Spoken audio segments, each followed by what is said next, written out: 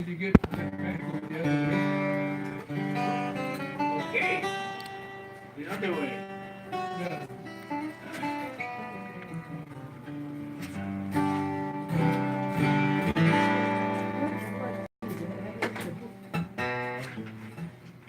So, yeah. I thought we could look through the thing I brought. Usually it's on a big This screen, way, but then we got- okay, changing. oh, you got it. Thank you. Yeah. So it starts out with Oh, good. this is Nakia Kealakai, Okay. and he we talked a little bit at the dinner table, but he was born in 1867. He died in 1944, and over the course of his life, he traveled all over the world, taught millions of people how to play ukulele and Hawaiian music, and along the way, he hooked up with the Martin Guitar Company, and they built him this guitar, which went on to become the most famous guitar design in the world, all over the world. And he was in a band here called the Kauai Glee Club, which was a glee club founded by Prince William Pitleleiohoku in the 1860s, I want to say, 1870s maybe. And Leleiohoku died, that were done for Kalakaua in 1886 when he was having his coronation celebration. You guys know Ali'iolani Hale, right across the street from the palace? Yeah. And there's that tower there right behind the statue of Kamehameha. There's like a little tower that goes up. In Kalakaua's time, that was a painting studio where he would have his portrait painter residencies to do artwork. So these were painted across the street, and these were exhibited on the coronation celebration of Kalakaua. And this is a view of Honolulu Harbor in 1836 at Kalakaua's birth, and this is the same view in 1886 at the time of his coronation, or Jubilee celebration, actually. 50 years later. Sorry? I said 50 years later. 50 years later, right. So these are views of Honolulu Harbor, actual photographs, and some people forget this, that Queen Street was the boundary of the harbor at that time. So the water came all the way up to where Queen Street is now. All that was filled in when they dredged the harbor. They filled all that in and built, all those big buildings there. But at this time, this is a view of Nu'uanu Street. Do you have one you can see? Or you can look on Oh, here. I can see what you're This is Nu'uanu Street, and you can see this is the front part of a boat pulled right up to Nu'uanu. And What year was that? this is 1884, 85. Because my father had a store right there. Really? Old Hopinki, that building right there. This building, No, on the right. this one. Mhm. No, what was he selling? Merchandise, and he was doing laundry for the sailors that came in. No kidding. And he did that in what year? In well, he came here in 1895, about 1910. Wow. So Wow. it was changed. It had a street. there. A little bit of a And street. it's in the archives, the pictures. Wow. I could keep a copy of that. Oh, I'd love to see that. Yeah. So this neighborhood, this building right here is where, in 1884, Manuel Nunez. You guys have heard of Manuel Nunez, the inventor of the ukulele. He called himself. But he came with two other guys in 1879 on a boat from Madeira, and they were the Portuguese coming to work in the sugar fields, and they had to work for about 4 or 5 years to save up enough money to get out of the sugar fields and come back. And so by 1885 we had Manuel Nunez, Jose do Espirito Santo, and Augusto Diaz, all moving and living right in this neighborhood, building ukuleles and guitars, fixing guitars, and some of their customers were like David Kalakaua, for one, who would come and play You know, ukuleles with him. the bottom picture there, Yeah, it looks like looked like my dad's store. that's what she was just saying. Yeah, Yeah, right there. No No, wonder. no, it's still there. The building is still there. Yeah, Which but one? the other building, the left building, the big building was torn down. There's the one on the left. See, that was torn This down. one. Thing. Wow. Hello, yeah. thanks for That's stopping by amazing. the chat. This one, the building's still there? No, those buildings are all gone. No, which one is Grandpa's store? Oh, here. On the right. My dad's store was here. In the corner. This building went On down. the right one. The one that says On the JT corner. Waterhouse. Yeah, on the corner. Oh. I have a Is it there now in this picture? Is that where it is? Oh, no. it is Hello, not there now. hi. No, I mean at Good. this time, if it was right there in this picture. Yeah. It was right there, right there. Hi, Juanita. And the block back there now is the police station. Oh, no, Anita. City corner from that is the police station. Used to be the Honolulu Police Department on Merchant and Bethel Street. Ah. That's when you had to walk up the stairs to get up. Mm-hmm. I don't know if you folks remember, you folks are too Yeah, young. the courthouse. Huh? The courthouse is Bethel. Yeah, it used to be the courthouse up there. Do you remember that? Yeah, That was. I was still a minor. I had to go there because I got into a car accident. In fact, Ronnie, your mother used to work up there. Yeah. I see it was the second floor. I The used second to see, floor, used to yeah. see the Oh jail. my The gosh. jail's on the second I did a book on Being You did a whole book. I used to go up there a lot. I had, That's the I same- used to get. It is the same building. Yeah. And your mother used to fix it up. Wow. When he put a big sign there, when he opened his door. Sailor's outfits. That's a good business to be in right there. Oh, Oh, I want to look at this whole book with you. But- So if you flip to the next page, this is Merchant Street, and you see the post office, which is still there, of course. And right next to it was the old Honolulu Hale. And then the building right past that is the Pacific Commercial Advertiser building, and that is the address that I have for Mikia Kealakai and his father in 1884. So I said a little bit earlier, I don't know if everybody heard, but Mikia was sent to the Keoniula Boys Reformatory School at age 12. In his words, he was sent for cutting class, for not going to school. And it was an industrial school. I think it was the precursor actually to Kamehameha School. It was started in the 1860s for boys to go and learn an industrial skill so they could get jobs. And when Henry Berger came here in 1872, he said, we need to get a bigger band. We need band members. And the first place he went to start training people was the Boys Reformatory School. So Mikia met Henry Berger in 1879 and became his star pupil. So that by 1883, only 3 years later, 1882, when he graduated, the Royal Hawaiian Band went to San Francisco to compete in the triennial enclave of the Knights Templar Band Contest. It was a Masonic organization. And the Hawaiian gang won first place out of 50 bands. And so when Mikia's living here in this building, 15 years old, he fell in love with a young woman in this neighborhood. They got married. It's pretty remarkable to think what his life must have been.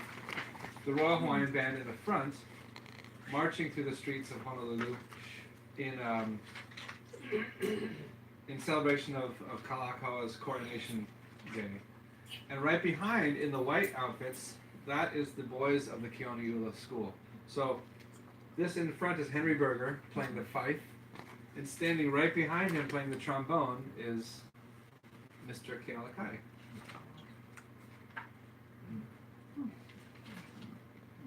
You can see the crowds. I'm not sure exactly what street this is, but somewhere downtown.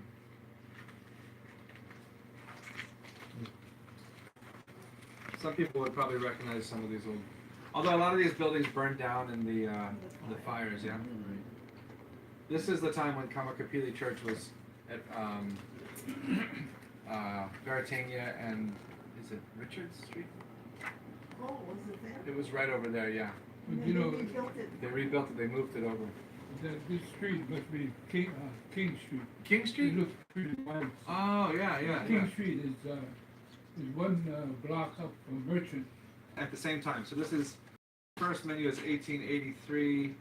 Both these menus are 1883. And the cool thing about the menus is it tells you what they were eating, and on the flip side, it tells you the music they were playing. So everything from Strauss to Bach to Verdi to selections from opera. Opera at this time was a hugely popular event, and you know, even in the days of Liho Liho, the monarchs were getting involved in taking part singing in operas. At this time in downtown, there were all kinds of theaters. I mean, when you were a kid, there were probably all kinds of theaters still down there. Theaters like at this time it would have been theatrical productions, but I think that they quickly turned into movie theaters. Yeah, we had Princess Theater, Is that on Nu'uanu? and that was on, where was Princess Street. Theater? King Street. It think looked it was like on King King Street. Street. Yeah. We used to go to Queen Theater. Or Queen. Queen's Theater. in Wailea. Yeah. With the- No, Princess was,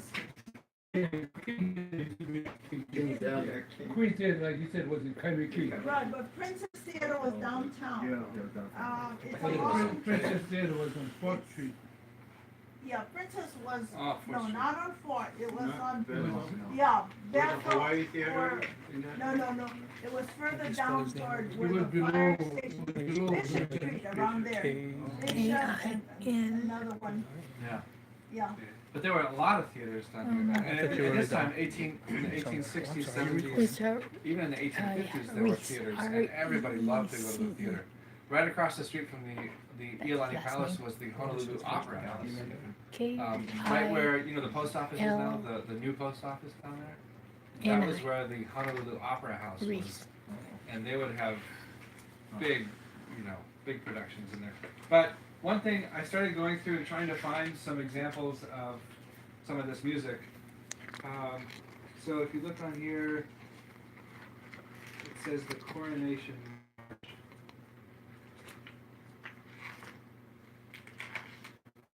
But I looked it up, and this is what it sounds like.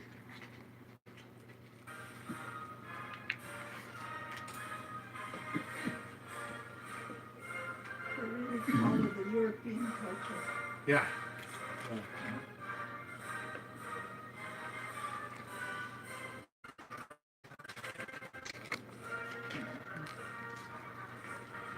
It's pretty good. Just interesting, yeah. This is another interesting picture. This is the hula dancers from the Coronation Day celebrations at the Iolani Palace. And if you look in the back, behind the center hula dancer, you'll see that the musician is holding a violin. And Mako was telling us the origins of the Hawaiian lap steel guitar being that Joseph Kikuku was trying to emulate his cousin Samuel K. Nainoa's violin playing. And at this time, half of the Royal Hawaiian Band could double on the violin. So they would play, you know, clarinet, trombone, saxophone. But then when it came time to do orchestral music, they could put those instruments down and pick up a violin and play. So the violin has been in Hawaii actually longer than the ukulele and the steel guitar. But people have kind of forgotten that there was a good 100 years of history in Hawaiian music before the ukulele and the steel guitar took over the world.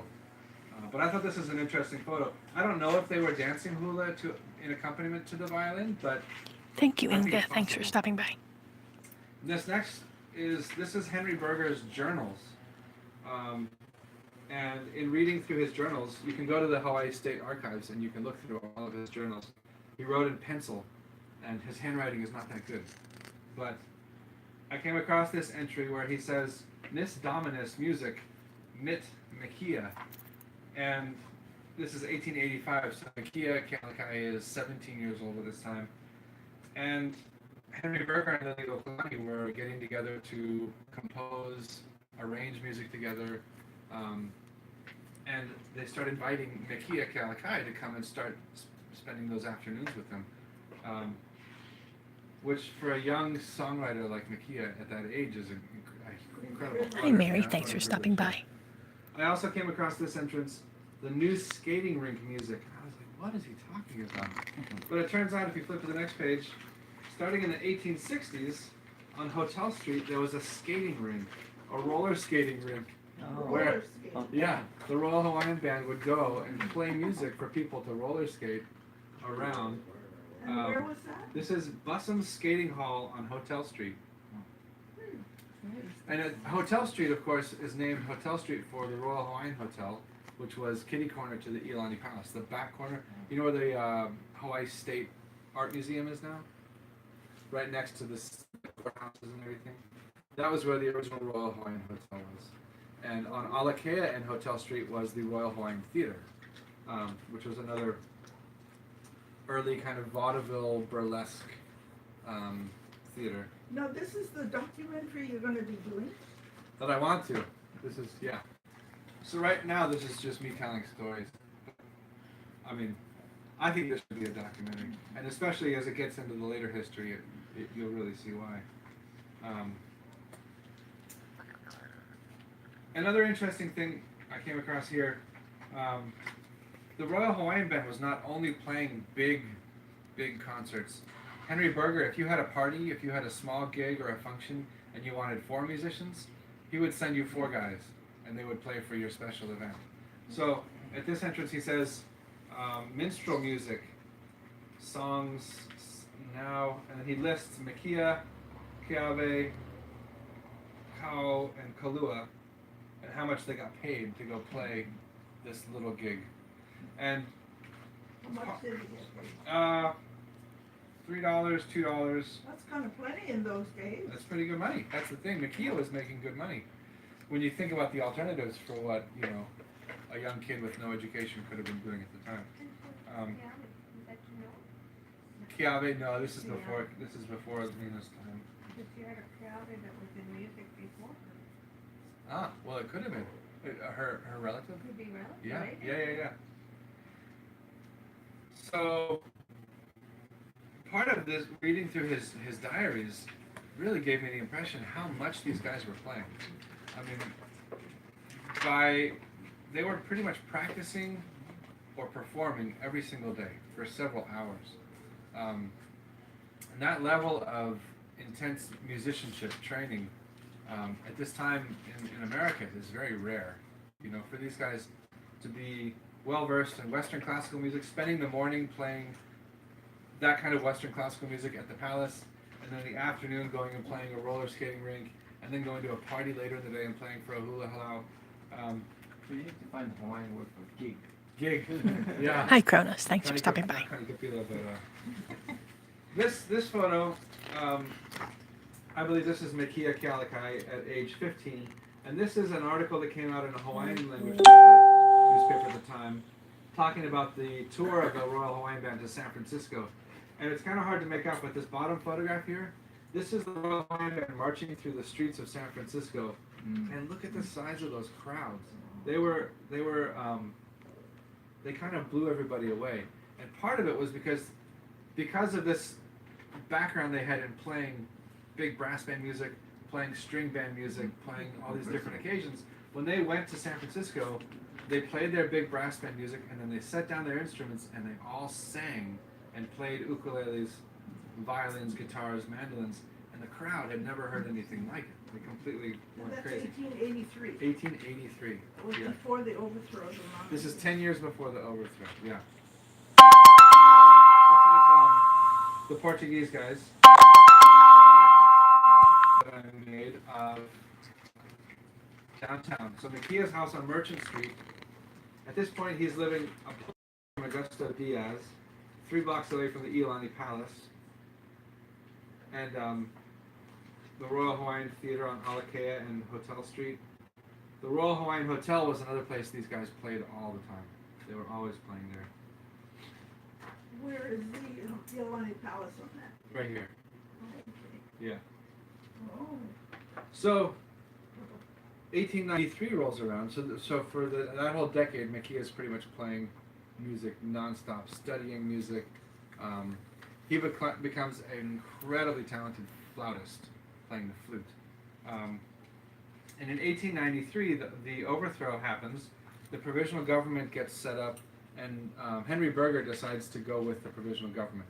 Even though he's really close friends with Liliuokalani, he is a Prussian military band leader. You know, I think his ethics were that you follow the dominant kind of political party. Anyways, he made that decision, but the band, made up of all these Keoniula boys reformatory schools, boys, all native Hawaiians, all fluent Hawaiian speakers. They say there's no way in heck we're gonna pledge allegiance to the provisional government, and they quit and reformed, calling themselves Kabana Lahui, or the Hawaiian National Band. And this is an advertisement from a paper at the time. It says, the National Band tonight at the Royal Hawaiian Hotel, music for all loyal people. And I want to play it. Nakia Kealakai is featured on a piccolo solo, and I have a recording of that same piece. This is not him playing, but this is what the piece that he chose to play for this event.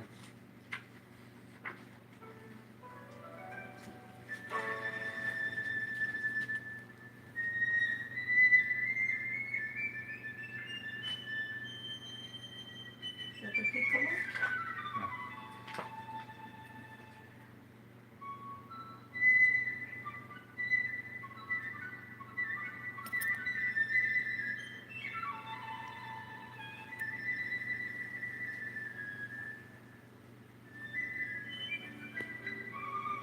Pretty.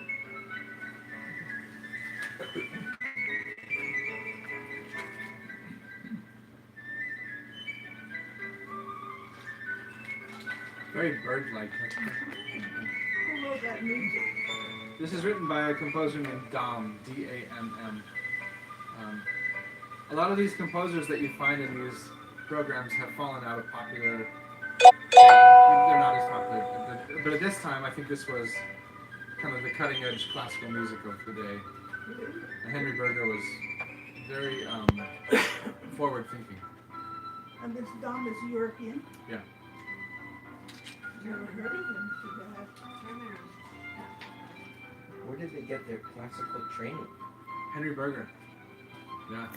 He was from Germany, right? He was from Prussia, yeah. Of course. So Henry Berger was a celebrated band leader in the Franco-Prussian War of the late So you trained 1860s. all of them?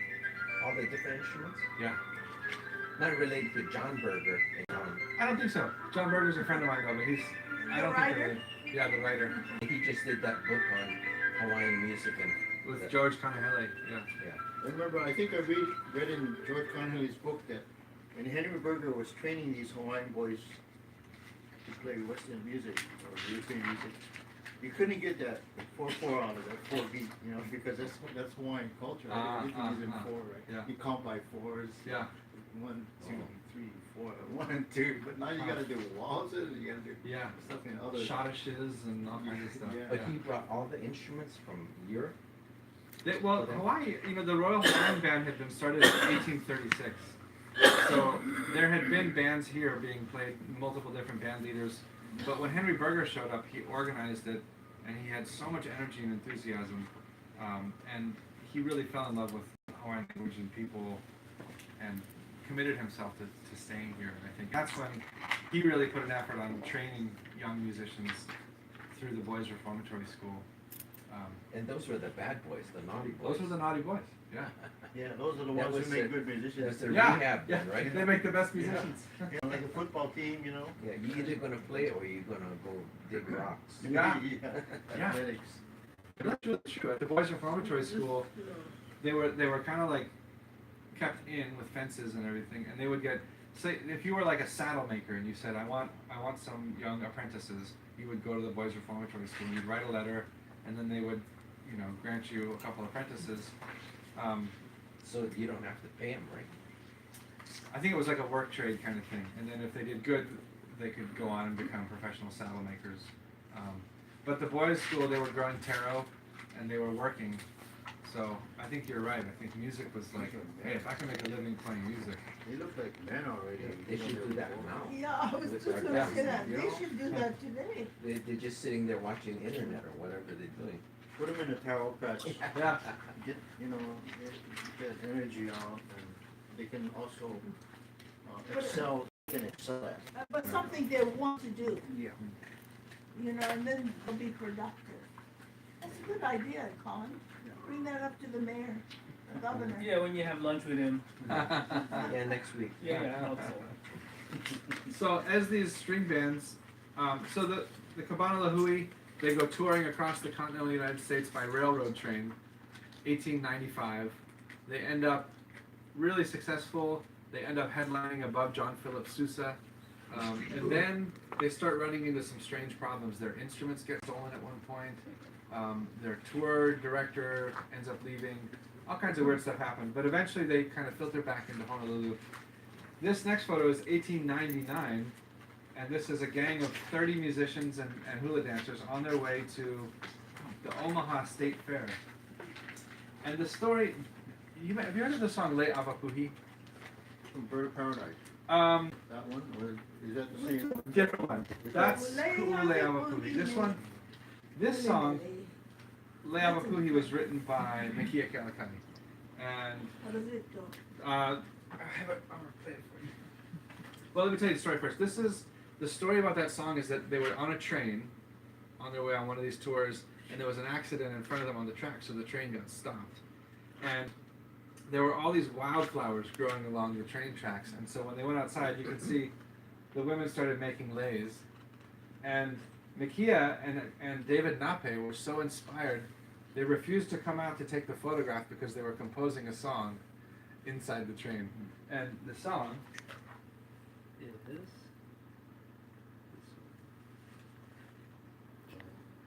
They compose it when they're traveling. Avapuhi Yeah. is ginger. Ginger, right. This is a very old recording.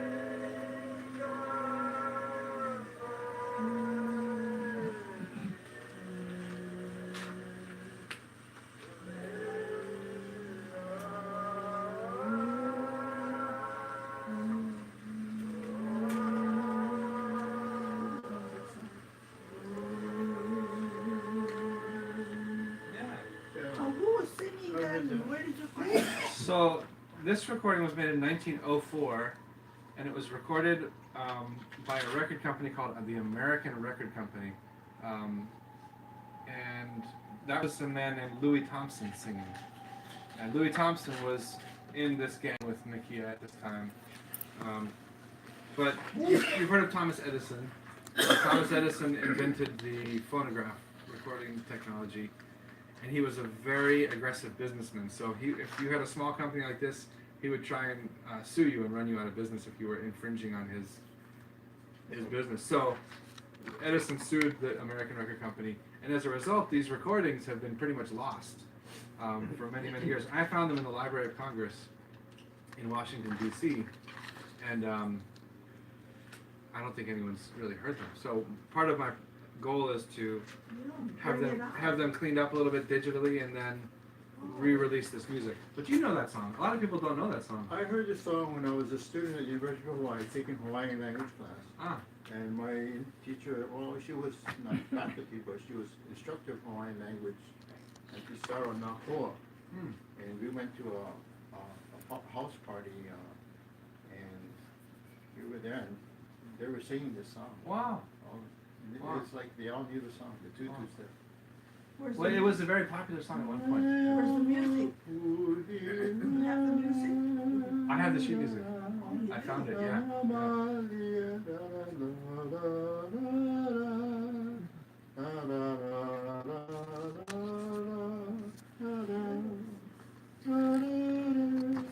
I always think of this like, remember, be sure Yeah, I heard that one. Is that the song? Huh. It's the same melody. You're right. Huh. Huh. I'd love to Right, see the I sheet remember music. that. Yeah, I'll send you the sheet music. Yeah, I'll email it to you. Yeah, great. So then a little bit later, this is the gang in 1901 at the Buffalo World's Fair, and I want you to take a look at the outfits and remember those outfits. You'll see them pop up a little bit later. Yeah, it looks like mariachis. Yeah. This, Sitting in front is John Philip Sousa, the most famous composer and big brass band musician. And the story at this time is that John Philip Sousa asked Makia Kealakai to quit his band and join Sousa's band because Sousa said he was the greatest flautist he'd ever heard. And Makia said, no, I want to play Hawaiian music. And he turned him down. And then this is from my research in Portland, Oregon. This is Makia's band. And you've heard of David Nape, yeah? So David Nape, I found a letter in the archives from Henry Berger writing to the Lahaina Luna Boys Seminary School asking permission to take David Nape to San Francisco in 1883 on that tour. And they granted him the request. And I believe that's where David Nape and Makia might have met. But they became lifelong friends. Yeah, David Nape died in 1913 in Tacoma, Washington.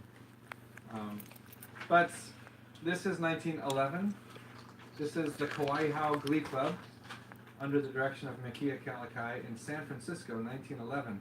But just imagine 1911 San Francisco is recovering from the earthquake, still trying to rebuild.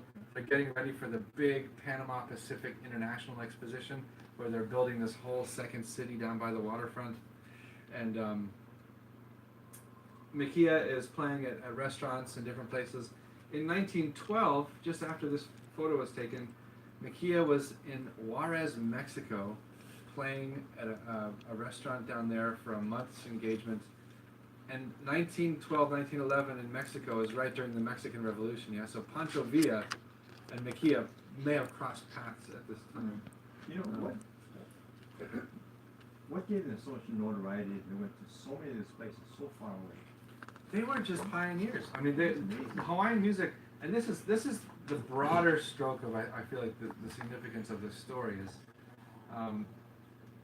nobody had heard string ensembles like this in America. If you compare this gang to what else was happening, there were big brass bands, there were mandolin orchestras, there were banjo orchestras, but a gang of guys writing their own songs, traveling internationally, playing their own instruments, combining the brass band tradition of the Royal Hawaiian Band with all the string culture of all the sailors, the missionaries, everybody.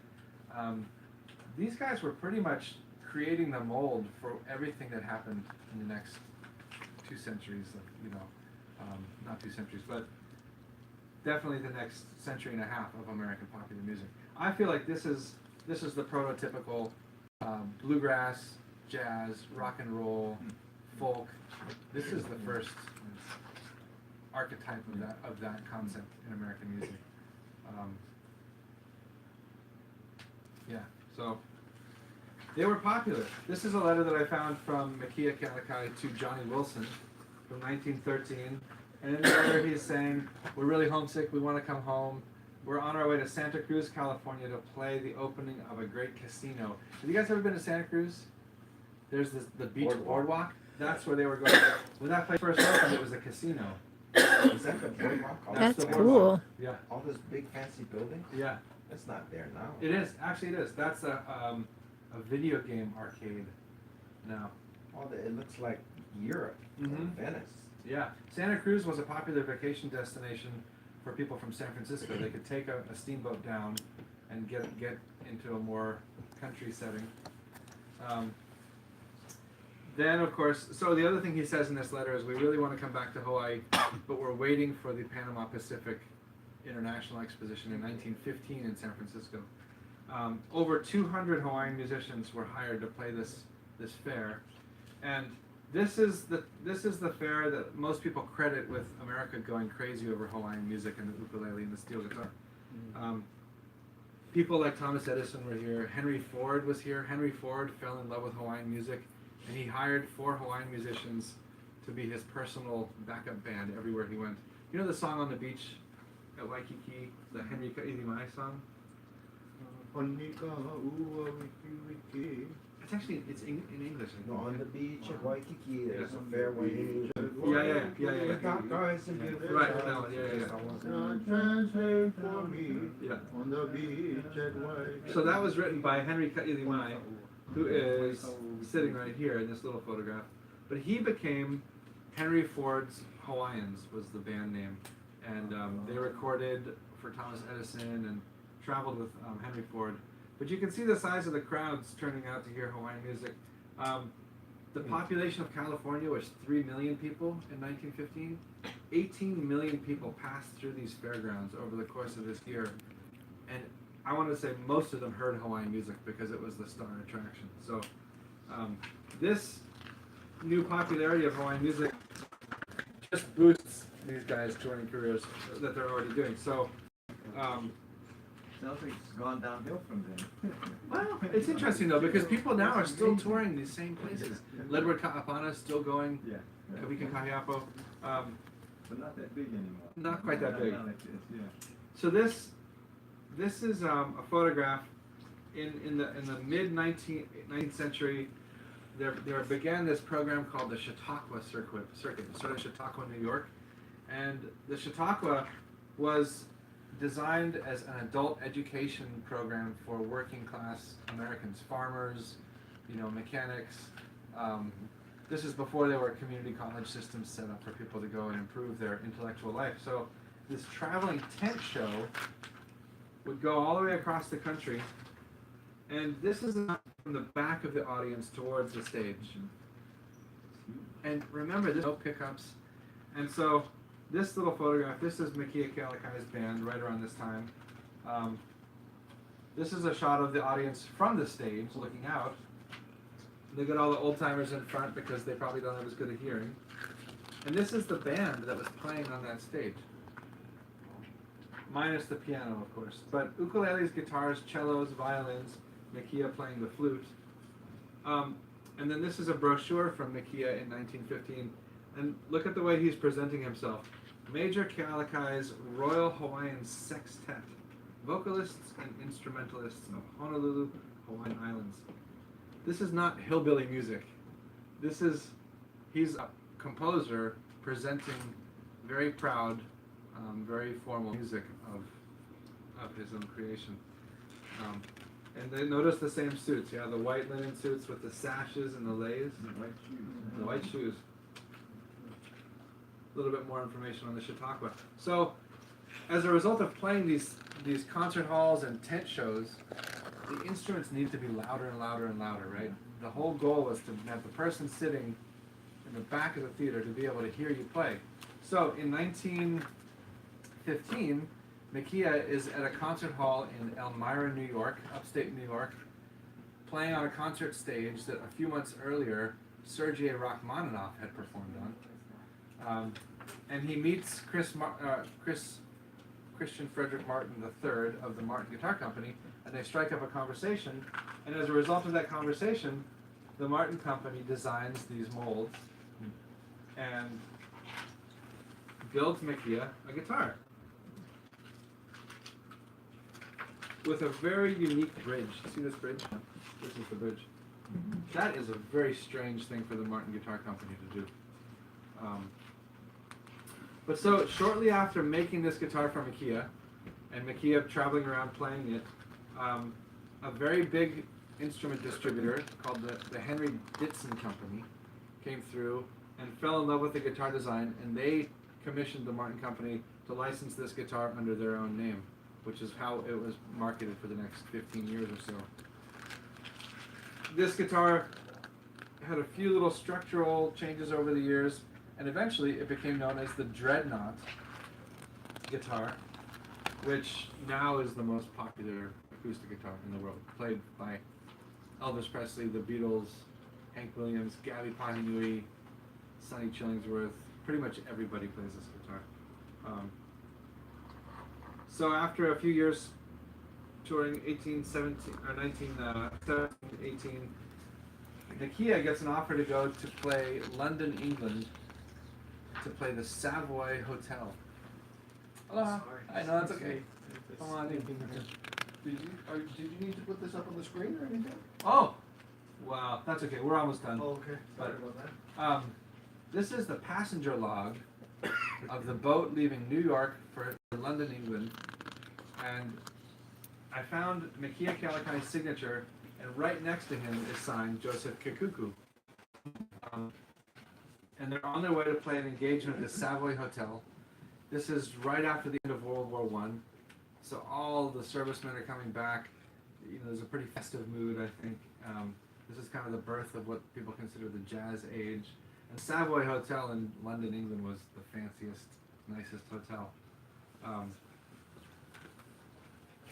This is Johnny Wilson's address book, where I found Makia's actual address. And these are photos of the neighborhood that Makia was living in 1919. This is the Charing Cross Theatre District of London. And this is the house today that Makia was living in with his wife. But How long then, did he live there? he lived there for about a year and a half, not that long. Doing what? Playing music, performing in the theaters at the Savoy Hotel, kind of being a celebrity. Oh, they hired him. They hired to him. Savoy Yeah, Hotel. yeah. But then, one day Makia gets a letter from Johnny Wilson saying, "We need you to come home and take over the Royal Hawaiian Band and save the old Hawaiian music," which, because all of the jazz influence that was happening, the popular music influence, a lot of people felt like the older style of Hawaiian music was being lost. The singing style, the focus on Hawaiian language songs. So Makia, he gives up his life as a celebrity in London. He comes all the way back to Hawaii, and immediately in the Royal Hawaiian Band, he puts the emphasis back on Hawaiian language and the string ensemble. The string ensemble of the monarchy of the early days. And this is a photograph of the Royal Hawaiian Band string ensemble in 1934. Lina Machado, Lizzie Alohikea, Peter Opunui, Jack Heleluhe, and this is Makia Kealakai's grandson, John Panoke, playing guitar. So that's the full circle. In the hands of Makia, you have Prince William Pitlili Ohoku's Kauai Glee Club going to Portland, San Francisco, New York, Chicago, London, England, and then coming back. And by 1934, ukuleles, flutes, guitars, violins still being played. And the significance, I feel the significance of this is that when Kabana Lahui in 1893, when they reformed as Kabana Lahui, the Royal Hawaiian Band, they were playing songs like Kalana Napua, the song, Helen's Pentagraphs. and the local community was gathering around the Royal Hawaiian Band, and it was a real center for support of the monarchy. And so in 1894, the provisional government of San Francisco banned the Royal Hawaiian Band, the Kabana Lahui, from playing on any government property. So they couldn't play on the wharfs to welcome ships. They couldn't play in any parks. They couldn't play in any government buildings. They were basically blacklisted from performing in their own town. That's why they left. So they went to the mainland to spread the message of the Queen. And it's during this whole provisional government period, I feel that the language was really trying to be squashed. Yeah, I was And- gonna ask about that. And this is why Makia taking the Kauai'ahau Glee Club on the road and continuing to sing Hawaiian language songs to spread the message of Hawaii allowed him to come back and put the emphasis back on it. And at this period in the 1920s and 30s, the Royal Hawaiian Band would play their big brass band music, and then they would go down into the audience with their guitars, ukuleles, violins, and they would sing, and Lena would sing, and the local people would gather around them in the same way that they did at the Royal Hawaiian Band. That was my grandmother's time. Yeah. Her mother. Mm. And because we used to ask grandma to teach us Hawaiian, and she wouldn't, she didn't. And then she grew up in that time. Yes. Yeah, many, we many really people tried did. to squash the language. Right. Yeah, I went to a tour just the other day on Sunday at Ah, Lena's Lena's Palace, birthday, and yeah. the presentation of the women of the day when the overthrow took place. And that's it. If they couldn't win the people over, they thought they could win them by squashing their Right. language. So this is interesting, because I didn't know that. That at that time, I just thought, well, everything came to dead, but they left here and went out. Right. Oh yeah, there was this huge Yeah, see. expat community of Hawaiian musicians traveling to China, Japan, Sri Lanka, India, Europe, basically everywhere. There was nowhere they didn't go. You know the story of Tao Moe, Maka? Yeah. So Tao Moe was another guy from Laie, and he ended up in Germany during World War II, and Hitler was a huge fan of his steel guitar playing. So Hitler would hire him to come play for these parties, and Tao Moe would get a bunch of people together in his car, dress them all up like Hawaiians, and smuggle them across the border to help them escape Nazi Germany.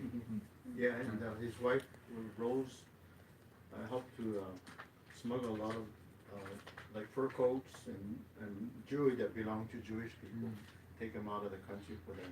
Yeah. And they even helped smuggle some people out. Yeah. Because they could travel, Right. on the ship. Wow, that's a whole nother movie. It's a whole other Yeah. story. That's a huge story. Tao Moe was from Laie, and he was a little boy. His father sent him right across from McKinley High School. A man was teaching steel guitar, and he paid him. His father paid like $500 just for a few lessons with this really well-known steel guitar teacher. And Tao Moe, in the book that Bob Brosman wrote, said that there was a lady named Madame Rivera who lived in the area, who always had these parties, and that's where he would be invited to play. So he at an early age learned to play this steel guitar and instruments. But what happened with Tao Moe, he and his wife Rose was from the Big Island. They went on tour for years, and their children, the two children were born while they were traveling abroad. So they were gone for I don't know how many years, 40 years on the road,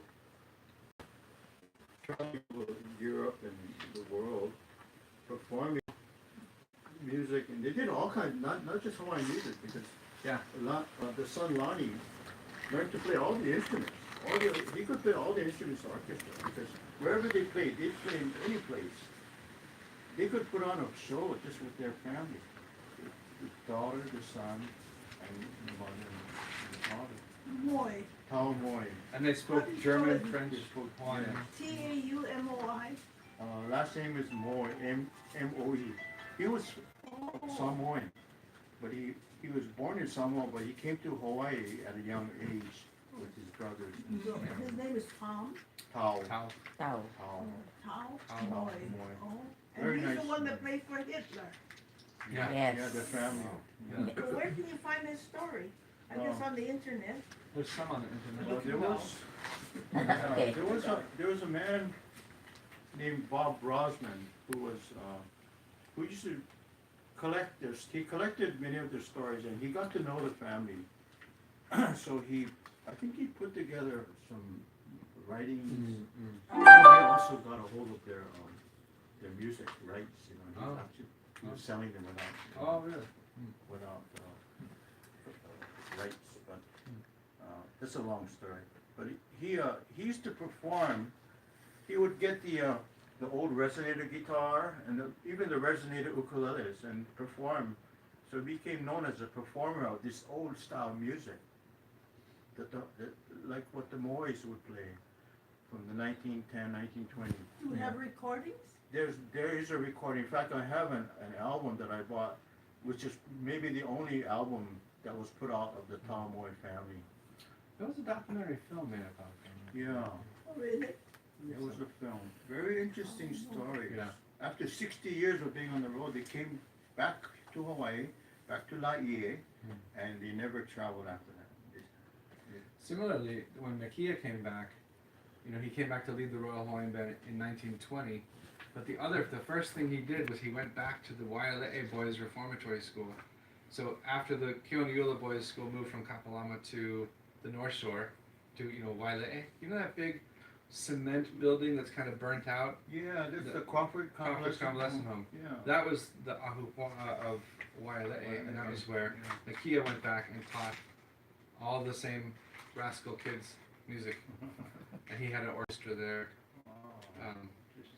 But this, I was going to just show you, this is photographs of Jimmy Rogers. Have you guys ever heard of Jimmy Rogers? The singing brakeman? He's considered the father of American country music. Everybody at a certain point wanted to play and sing like Jimmy Rogers. And this is Jimmy Rogers in his first band, wearing a white linen suit and a sash and a lei, playing Hawaiian music. This is in Tennessee. This is 1927.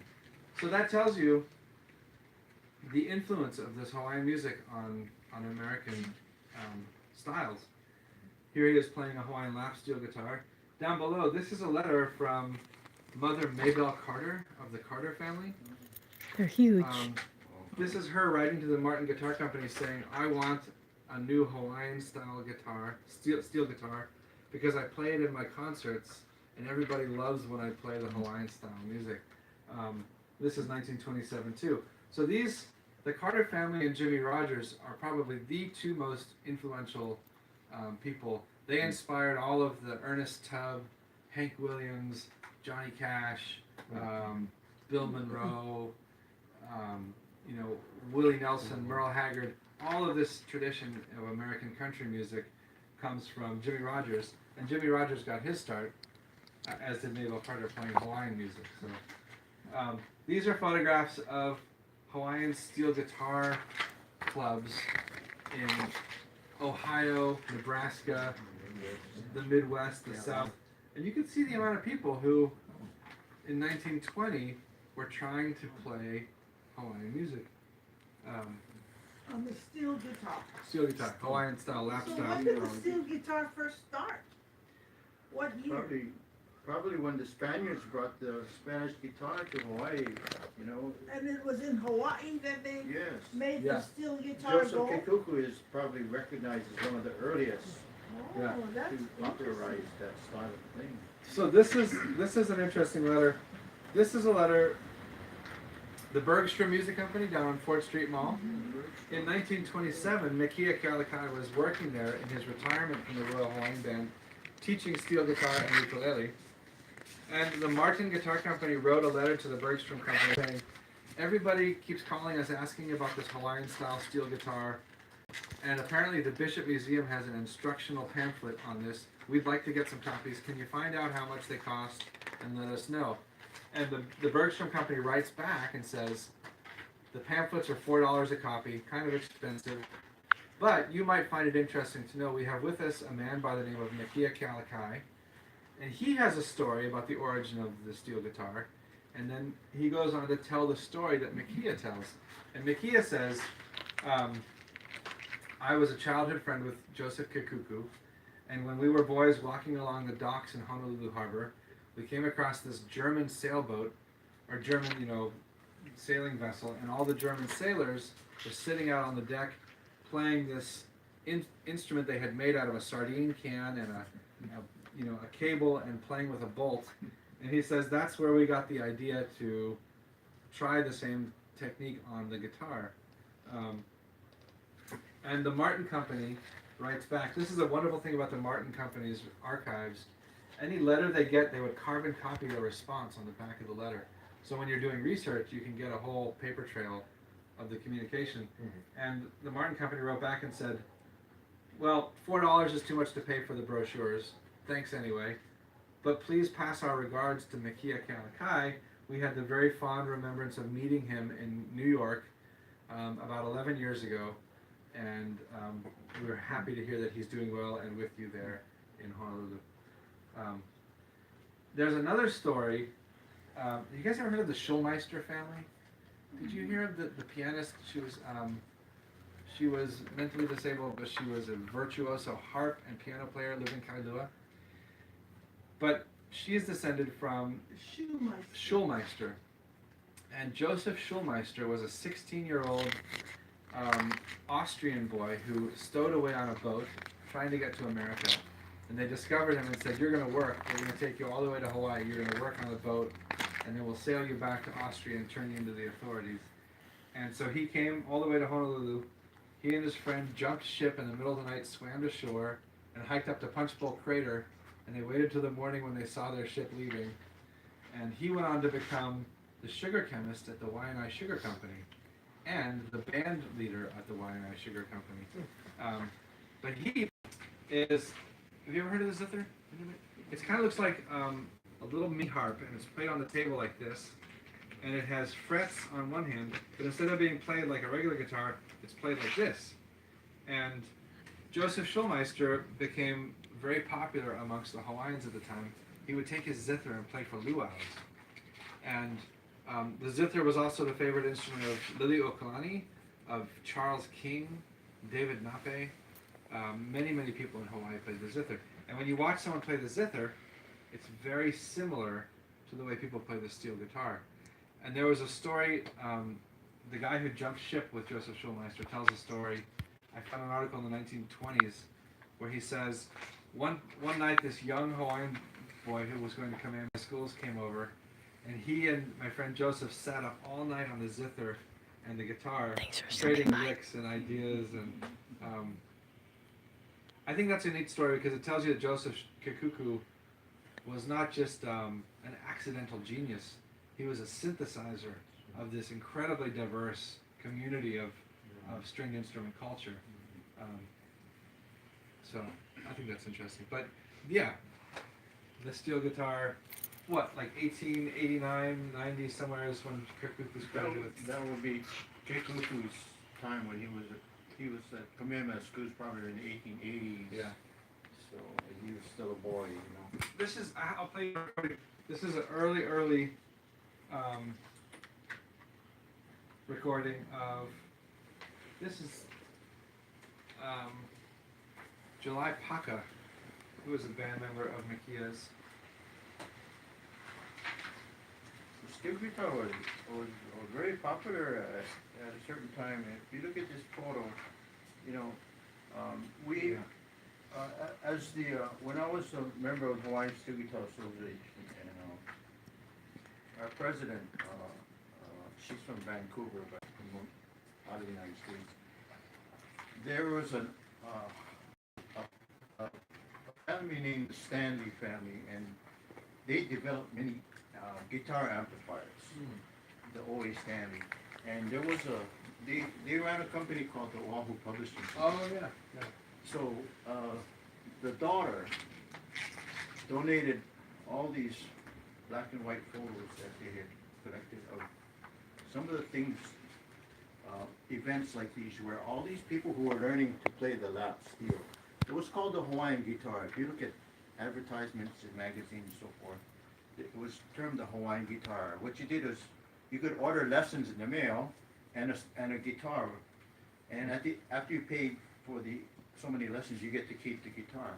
So these people learned by mail, really. But they would get together for jamborees. So we have historical accounts of a place called Soldier Field in Illinois. It's a huge area, 2,000 these people assembled at one time. All playing together. Yes, Wow. string ensembles like this. So that's how popular it was. around that time, maybe. Actually, 30s, I had heard the story too. He mentioned taking lessons with Jerry Bird. Mhm. So Jerry Bird was a very famous Nashville steel guitarist who played with Hank Williams and Ernest Tubb, a lot of people. Yeah. He first heard the Hawaiian steel guitar at a Chautauqua tent show in his native Tennessee or someplace. From Lima, Ohio. actually. Ohio, That's okay. where he's from. So yeah, but that just shows you the continuity of the story. Yeah. With so many people playing steel, there must be choke people playing all over the country. Yeah. How come there's not more? Well, now there is. There are. You hear it, but it's in bluegrass and it's in country music. You know, all of it. It just evolved into. Getting all kinds of. Now people just think of it as American. People don't really have a connection that it's Hawaiian anymore. Oh, really? It's just like the Stratocaster. Yeah. Most people think that's an American. Our grandparents kind of, you know, they're the ones who were learning. There's no radio, no television, and learning music was a way of, you know, meeting people, socializing. Yeah. too, you know. I still have my father's steel guitar. Oh, Me wow. too. Yeah, I have a set of It's so folded. a folder Silver. Wow. of instructional The, from the Oahu Publishing Company. what's the pearl one? Someone donated Perloid, oh yeah. It's like a marching. Supro, maybe? a Supro. Yeah. Yeah. What brand is that? It was the National Company made a lot of those. Yeah. The one with the white pearl, right? Like, no, I mean with plastic on it. There's It's beautiful. some of these Yeah. early electrified lap steel guitars were made of a plastic which we call mother of toilet seat. It's Art Deco, you know, and they're quite collectible. The sparkly countertop material, remember they used to have in the Yeah. But I wanted to play, this guy, right here, his name is July Paca, this guy, holding the guitar here. And he went on, he married a Haole woman who was a vaudeville actress, and they formed a band called Toots Paca and her Hawaiians, and they recorded more recordings almost than anybody else, for Victor Records, for Edison Records, for Brunswick, and I've been tracking down some of his recordings. What's this? Moana Keala? Moana Keala. This is one of Prince William Pitliliohoku's songs.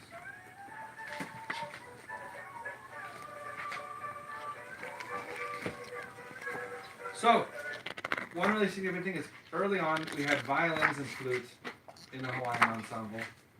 Now we have Hawaiian steel guitar and flute. The violins have gone out of the band. There's still guitar in there? Yeah, hear that? Oh, that's really Yeah. All acoustic. All around the microphone, and we record one microphone, just get closer.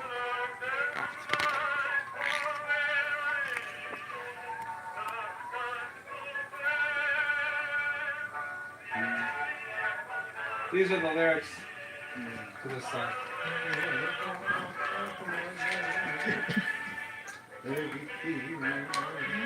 I really like William Pitliliohoku's compositions. Yeah. Because he was a young man, and many of his compositions are from the point of a young man who's in love. You know. Who is that? William Pitliliohoku, younger brother of Kalakaua and Liliuokalani. He died early. There were four royalty who are famous for their musical compositions. It's really interesting.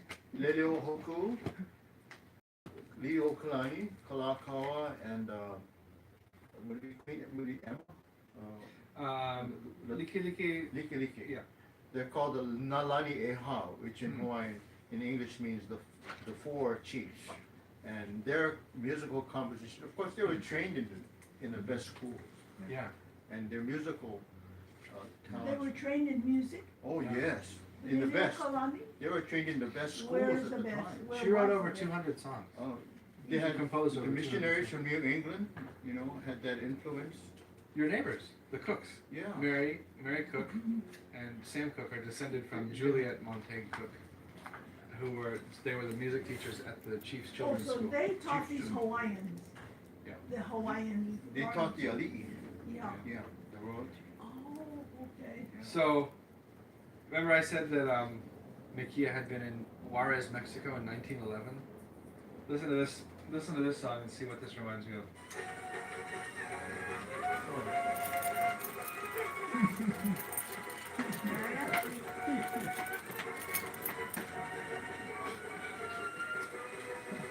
What's that influence? That's Mexican. Oh Yeah, it's the mariachi influence.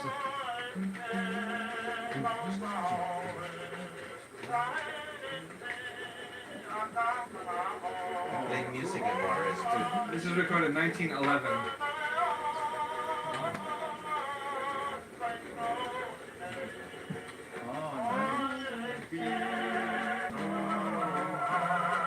I always thought of it more of the Scottish waltz. Like a waltz.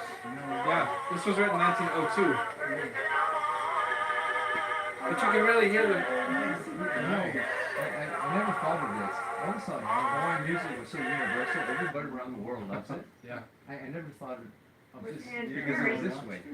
Yeah. I never. Well, I never and this heard is that something before. everybody wants to talk a lot about the missionary influence here, but it occurred to me one day that Captain Cook showed up, and for 40 years, Hawaii was doing trade and business That's right. with Mexico before the missionaries ever showed up.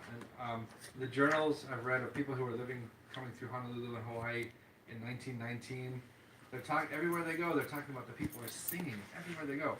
There's a guy who hikes over the Pali down into Waimanalo in 1819, and there's a Scottish fiddle player living in Waimanalo, a Hawaiian village.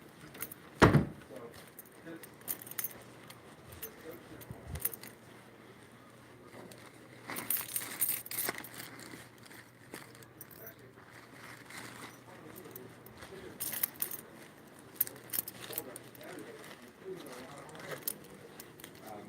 and by Hawaiians, I mean Chinese, Japanese, Portuguese, everybody. But east of San Francisco, in the early part of the 19th century, was Indian territory. There were no railroads. It was either Indian territory or it was Mexican. So this influence of Mexican and Spanish culture with Hawaii is profound. And, you hear it in the music. I mean, and you see it in the way they're dressing, right? These linen suits. So what's it gonna take for this this to be made into a documentary, and when is that gonna be done? I like your questions. Well, the first step, I have a concert happening January 12th at the Doris Duke Theater in collaboration with an exhibition that they're doing on the life and times of Kalakaua. It's called Ho'ulu. And they're going to have over 75 objects on loan from the Bishop Museum. And the concert I'm directing is going to have Raiatea Helm, Keoho, Jeff Peterson, Jeff Ahoy is playing steel guitar, Ledward Ka'apana, Chris Kamaka's playing bass. And we're going to recreate this era of Hawaiian string band music with members of the Honolulu Symphony. So we have 2 violins, flautist from the symphony, and a cello player. And that's, to me, the way I want to go about this is to share the information, get it in the hands and minds of the best players here now, and then really recreate this. I think that this has the potential to really start a whole nother renaissance in Hawaiian music. And like Raiatea's generation, the band Keoho, they won like 8 Hokus last time around. They're so ready to reconnect with Mikia's generation, and I think that this period of Hawaiian history is painful for a lot of reasons, so it's been kind of a blind spot in a lot of ways, but the contributions of these guys were pivotal in the shaping of the instruments that we think of now as American, and also I feel like the sound and way people play.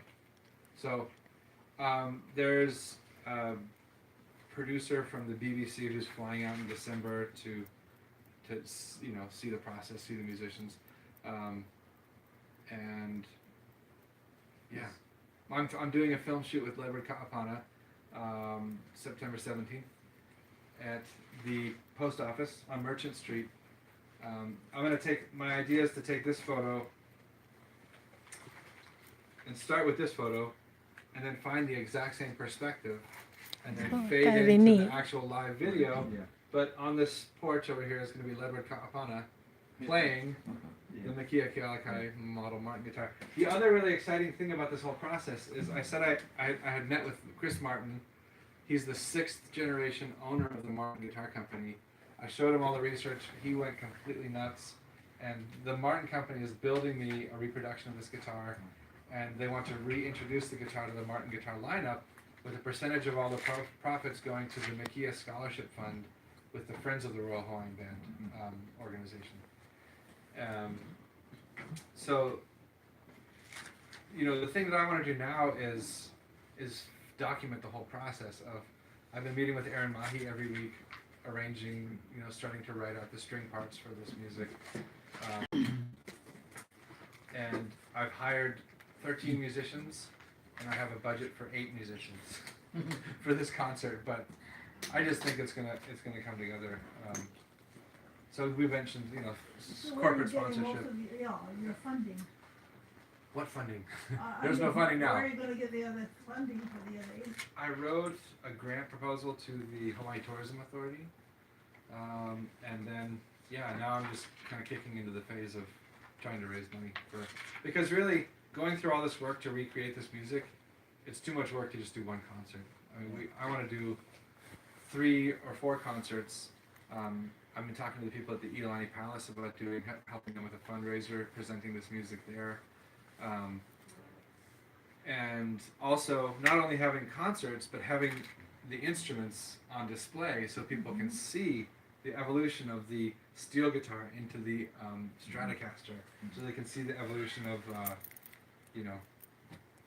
this guitar into the Dreadnought guitar. How about a music festival? Have you thought of setting up a music festival? That's kind of what I'm thinking, but I mean, at this point, I'm doing this all on my own, and I don't have a lot of experience. Have you ever heard of an association called the California Traditional Music Society? It used to be in California for like 20 years or so, and then I know a little and bit the of those people. and the organizer passed away, and then it all fell through. But it was all organized through grants.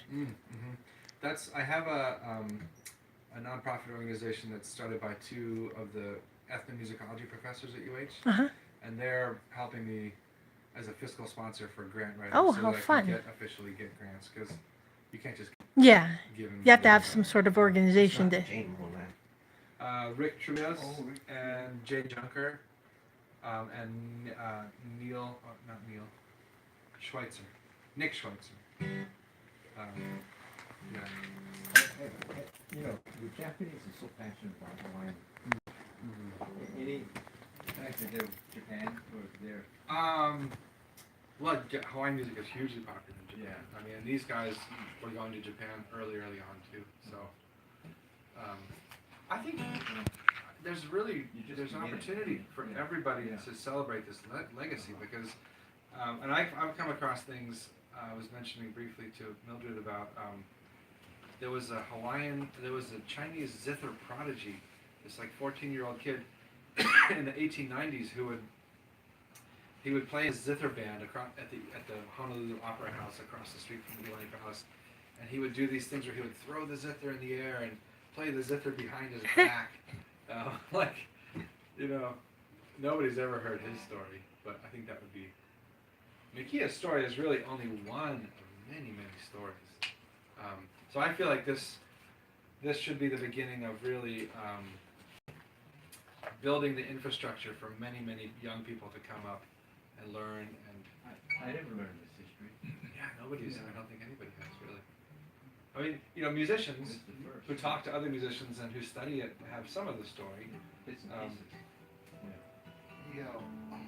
Well, I also want to show and tell. Yeah. There is just because Hawaiian music played on the steel guitar has been around so long, and in the 70s there were many musicians around who still played, and because it's featured in Waikiki, right? Waikiki is a showcase for Hawaiian music, and Was the show. was the showcase. Should be the Should be. Lorraine Warmer produced a book in the 70s, and this is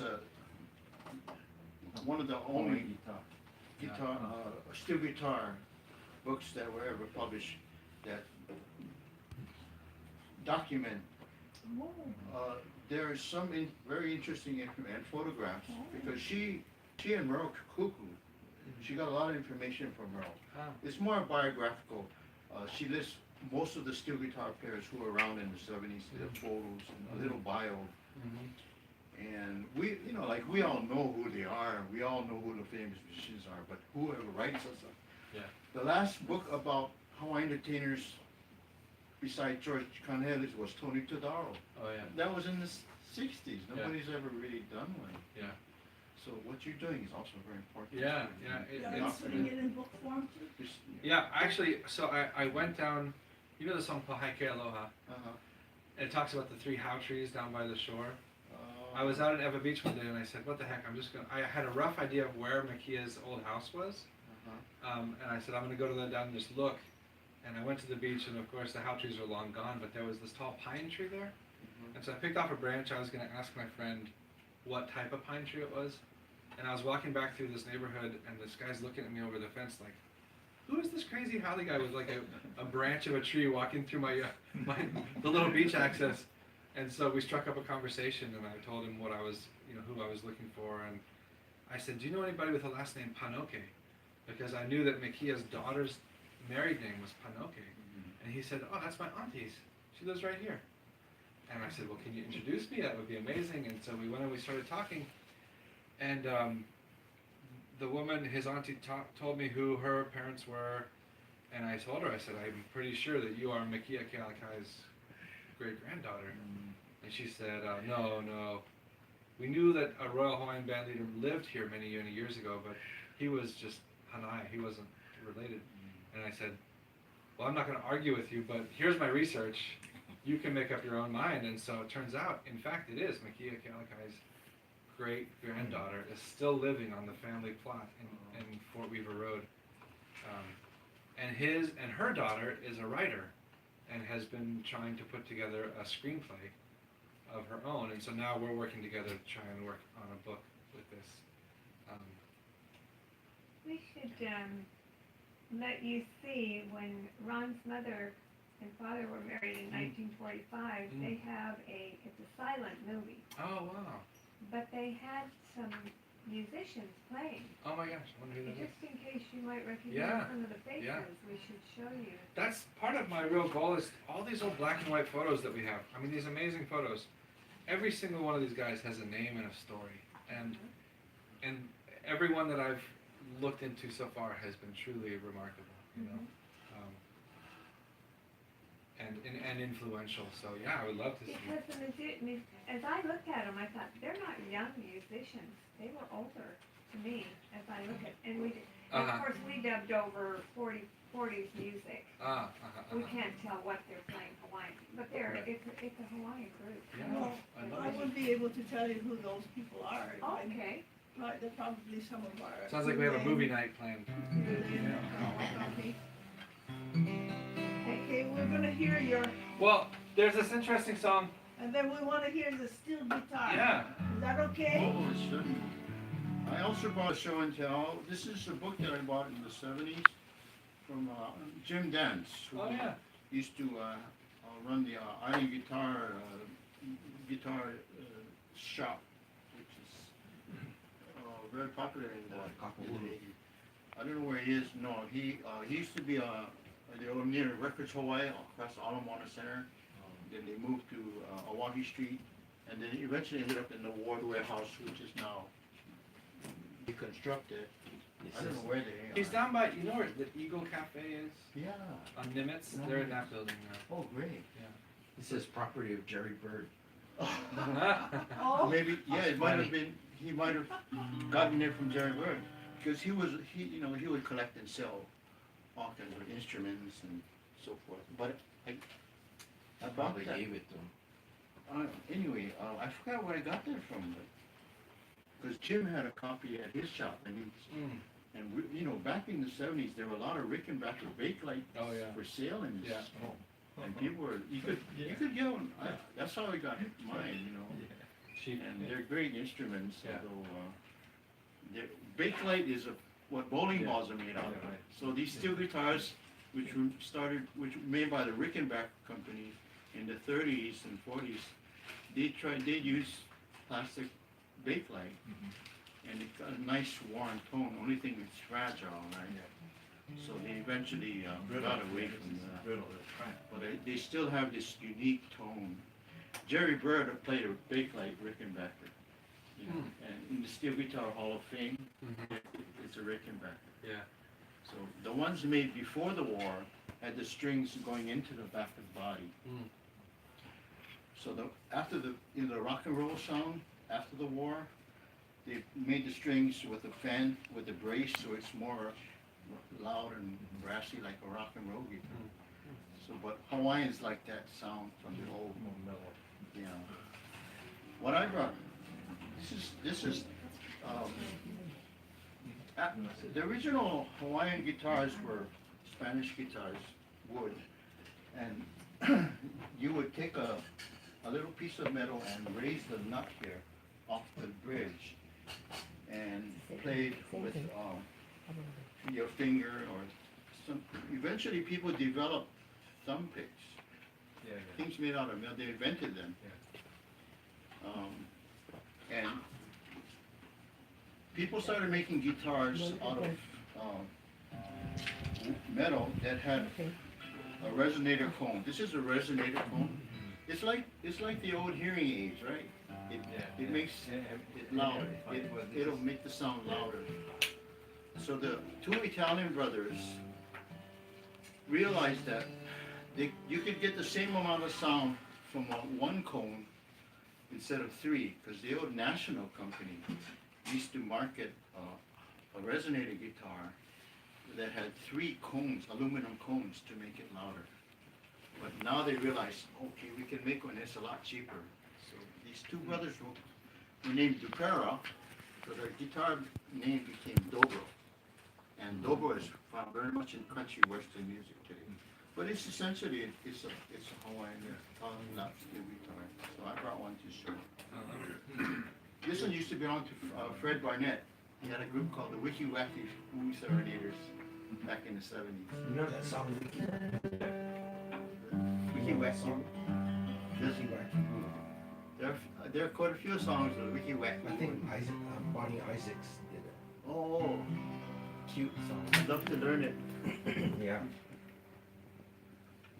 Are we tuned? I don't know, what is this? What you gotta know? I got an E.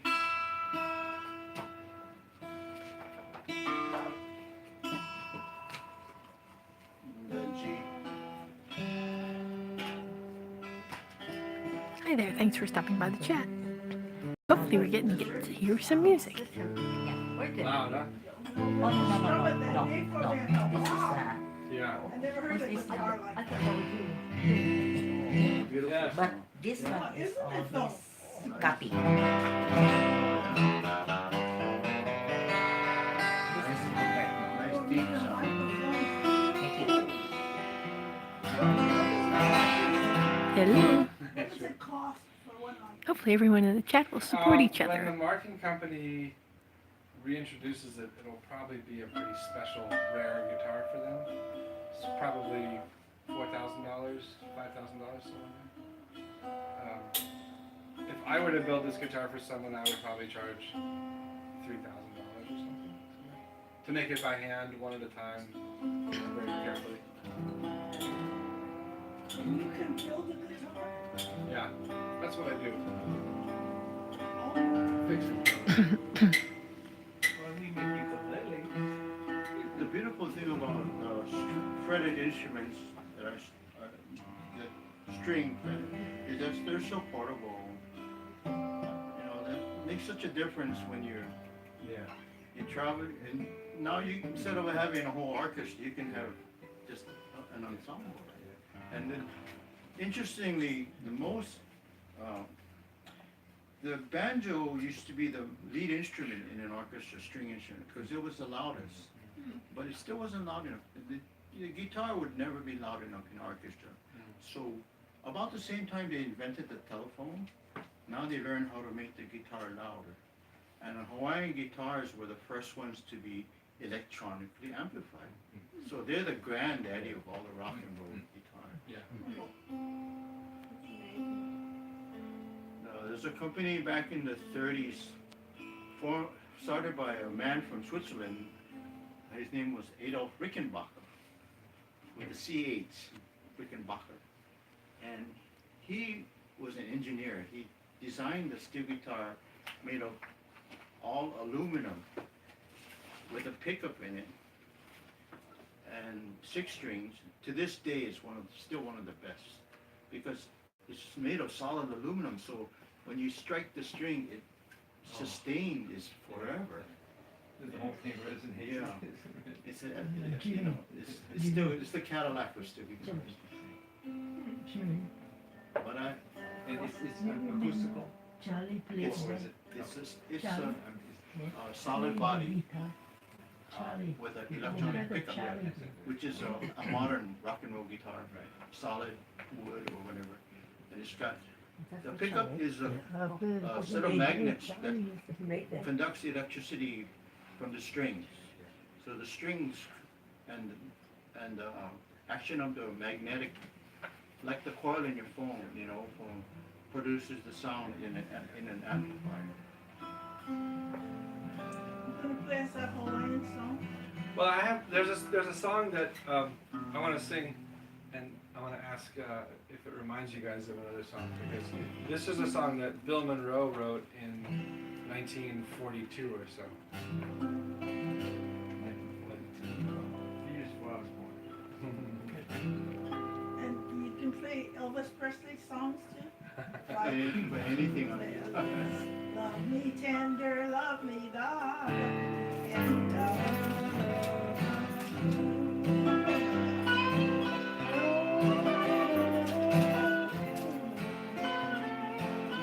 I don't know the words.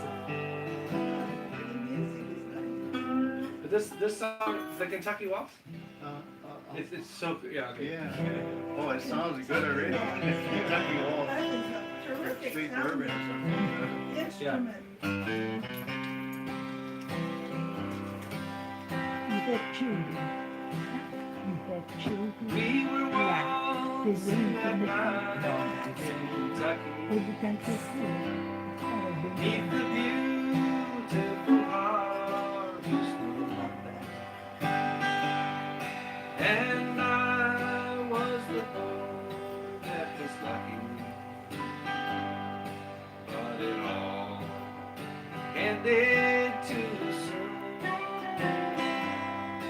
As I sit here alone in the moonlight,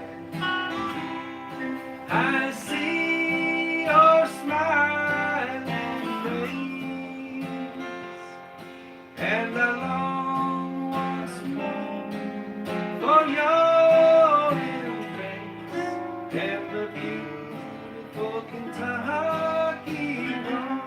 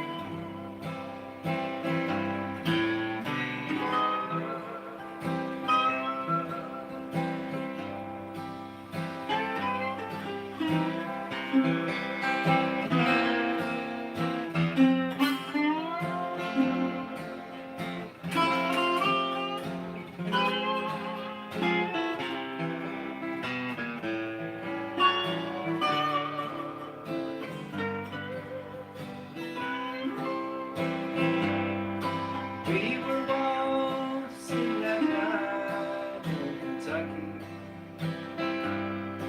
beneath the beautiful harvest moon. And I was the boy that was lucky, but it all ended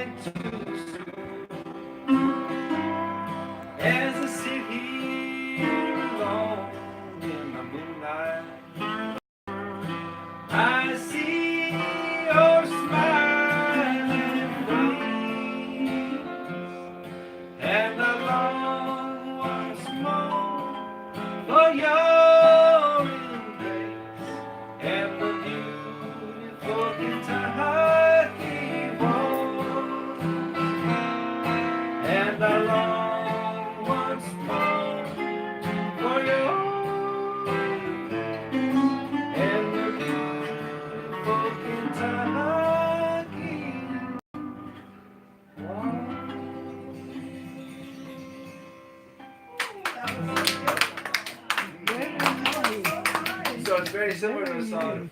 I'll hear Encore.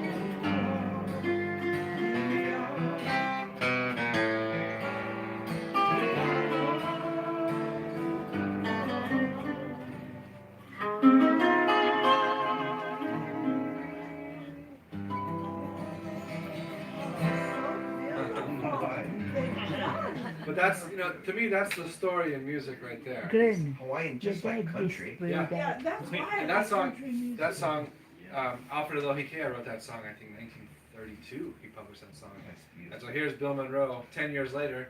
Hey, I got a new song. Not so much. Different words. Different words, but the same melody. And Beautiful. that's lovely playing. Thank you. That's so beautiful. Isn't that just the best sound? That is too. Yeah. It's a Can good you play combination. Tennessee Waltz on that? The Tennessee Waltz, yeah. Both of you? Did you sing a few bars for us? Oh. Oh, we can all You know what's funny about the Tennessee Waltz? It's a song that talks about the Tennessee Waltz, but there's no song called the Tennessee Waltz, right? I was waltzing with my darling to the Tennessee Waltz. What is the Tennessee Waltz? Oh, there you go. It's only a song about the Tennessee You're Waltz. right, you're right. That's the main I never noticed that. When you, they made us sing it every time at Grandma's house. Well, that is Before so my good. time. Yeah, yeah. They made us sing. It was so embarrassing. All because You're a musician too, aren't you? Yeah. we were like 5, 6 years old. So I was in Sing the that song at the party. Tennessee Waltz. We were little. They taught us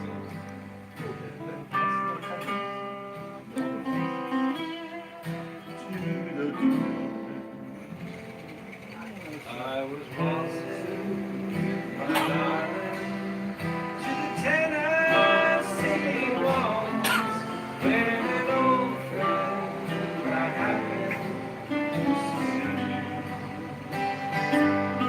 I introduced her to my darling, while they were dancing, my friend stole my sweetheart from me.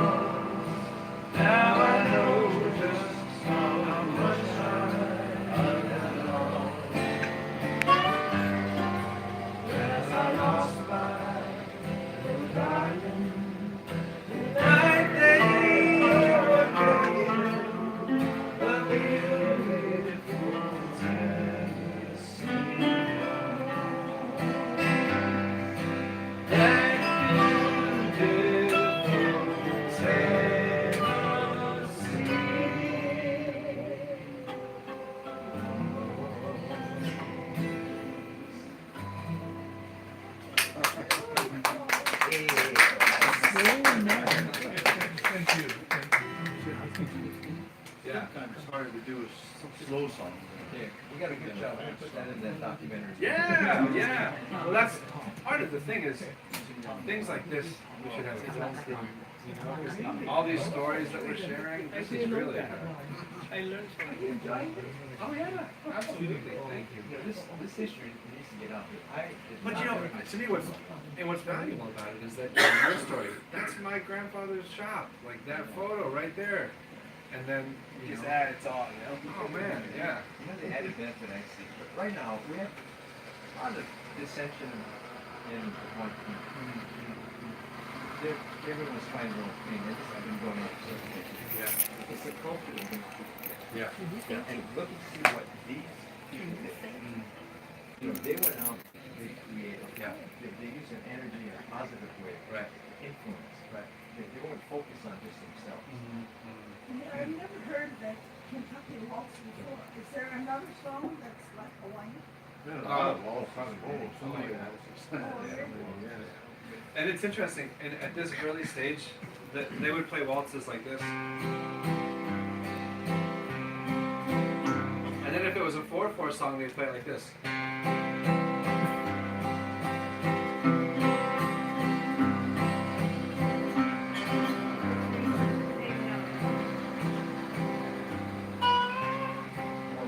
I'm trying to think of a song. How would you do Wild Eye?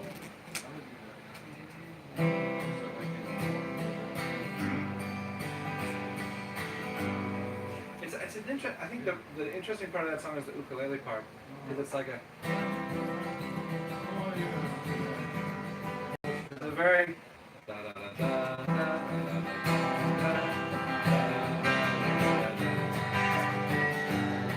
I don't think American music. That's more of like the jigs, you know, in Irish music. Yeah.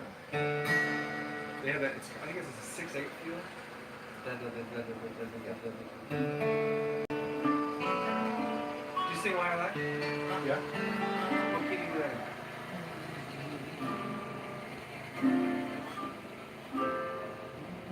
See? See? And there-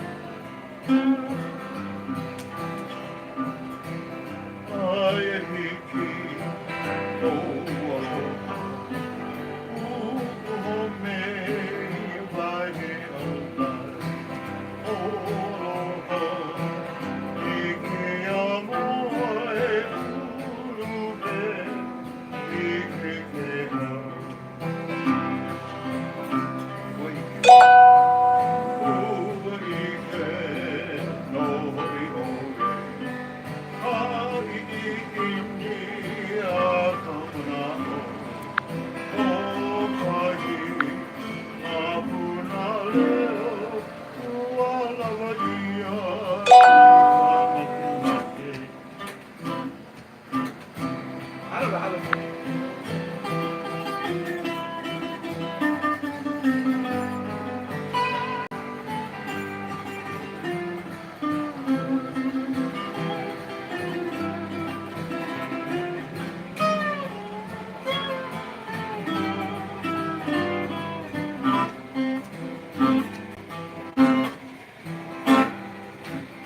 It stops? Yeah. Ah, so cool. Now, you know who I think can help perpetuate this story? I went to Kamehameha High School. We sang songs. They didn't really teach us about the history that much about the songs. We learned how to sing the words, we didn't know what we were singing. And I remember it was our senior year, our class was the first graduating class in 1964. And we were singing the music, and I knew Alice Limakilor, but I didn't notice that she was a local song. Oh. They said, we're bringing in the songwriter to teach you the diction so you can all pronounce the words correctly. And she like, it's a lesson I said, what's this thing about the world? So she came in and taught us the diction. Now, there's a long history because we sang this music. I still have her book, all her writings in handwritten. And her notation. Do you have that? It's written in the door. I can't remember. I have all their songs left. I think that because the culture is so rich in that school, I'm sure they would have a big interest in this because that was the legacy, and I didn't appreciate it as much as like this because we wouldn't have talked about this. You know, Randy Fong? But yeah, I haven't met him yet. You wanna meet him? Yeah, is he family to you? Yeah, that school, right. the song You wanna contest, meet the him? long Yeah. tradition, the legacy. Well, at this point, I'll meet anybody. Anybody who's got a sensitive ear. But the school. Yeah, it's a big story. Did you see the book they did for Nina Machado with Kilin and Mota? Oh, it's a songbook. Who did? So, Randy? Yeah. they would have. You should have a copy of that. It's a beautiful, beautiful book. I would think so too. Yeah. I would think the. But I think we could do a really beautiful book on Ikea with Kamehameha Publishing too. And talk about some of the history. I could have him meet you. Yeah, Provide I mean, I have opportunities. him on my iPhone. yeah. And I can. For them to kick Put a off- word in for me. Well, Well. I'll tell him I want him to meet you. Yeah. Yeah. Okay, you have to be there though. Yeah, got it. He'll come up here and say. Yeah. Well, I used to teach at the music department in part-time Well, thank you. my days I'll off. remind you. And I could see Yeah. most of the focus on campus Yeah. is toward the students, right? Okay. Giving them In skills fact, and we can talk to you on the phone. in music, Sure. And then you whether can meet. singing And I or got playing him. instruments, Okay. and very structured. Deal. I don't. But, High school. you know, I'd like They you to nice have to an intimate discussion like this, when you need And resources. you'll go to, That's right. like Gavin, I will meet him. You know Eddie Chung And then teaches up talk there. about He the sings. best. Oh, I haven't You talked should, to Eddie and Ezra. He sings so Yeah. well. Me no. Esmond and Eddie. My daughter. And we can have Carla come play some steel guitar. Right, you too. One. Yeah. Doesn't very monarch. I You think know, She does Eddie sing still very teaches monarch. there. See, I went to school with Music. well, Who's Pokemon teaching and I there?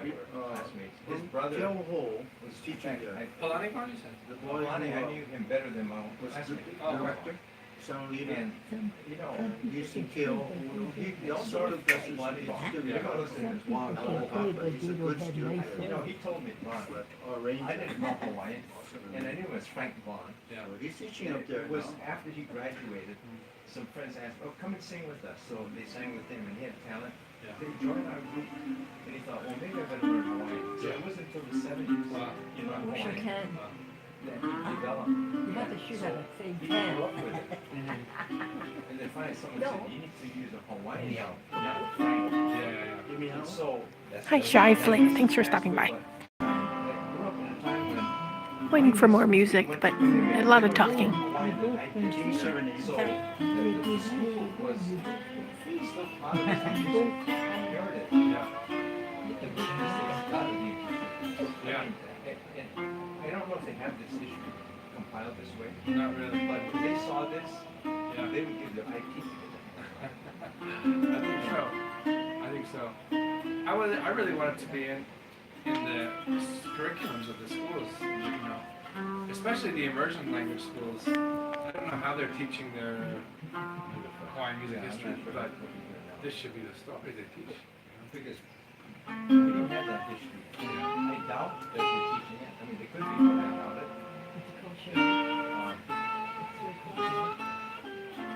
But, you know, what you have, and they have a lot of money, but it's not just giving to someone who has a lot of money. The value in this is the effort you put in, Yeah. community, Right. and people coming together, collaborative. Right. That to me is a value. Yeah. And you need Randy Fong, he's Yeah. in contact with him.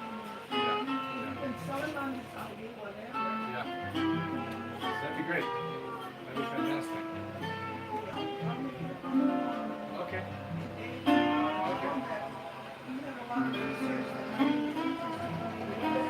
Yeah. I've actually worked in Kamehameha Archives a little bit. Stacy Naipo is the archivist there. Stacy Naipo. She's the librarian of the archives. But they have all of Charles King's, you know, manuscripts and letters and lots of stuff. Charles King. King Yeah. Serenade.